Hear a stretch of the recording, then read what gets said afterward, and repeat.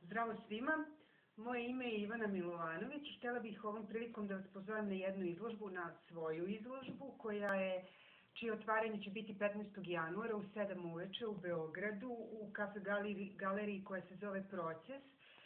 Nalazi se u ulici Kralja Petra 71, znači na strani ka Dorćolu.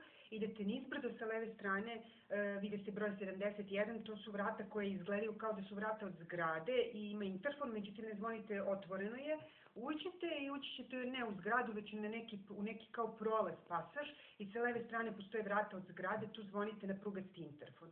I na prvom spratu je kafe galerija Proces, to je privatna galerija. Nije afirmisana galerija, ali to je jedini način da ja izlažem ono šta hoću, kako hoću, kada hoću, u obliku u kom hoću. Mislim, prosto je jedini način da se izrazim kako potpuno. Jer, mislim, ove propozicije po zvaničnim konkursima, ponekad se pitam kako uopšte došlo do toga da stvaranje, slikanje, crtanje, šta god je toliko autentičan, jedan intiman moment koji ima veze sa ko zna kojim svetom i dimenzijama odakle god da dolaze ta inspiracija, ideje, i da li neko razmišlja kakve veze ima to sa propozicijama raznim, mislim, i uopšte neću da ne ulazim u tu priču sada, drugi put. Dakle, bit će izloženi crteži, sa zadovoljstvom kažem da će to biti more različitih crteža, različite tematike, različitih dimenzija, različite tehnike, znači čija veza između tih crteža je jedino neki moj senzibilitet, znači ja predstavljam vezu među.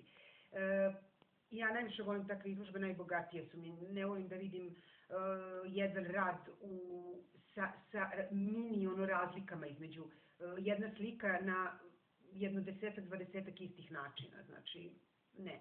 Ovo je, znači, mimo svih mogućih propozicija, nešto što se generalno ne radi. Znači, pogotovo ne u autorskoj, samostalnoj izložbi, na grupnim izložbama i nekako. Dakle, to je to.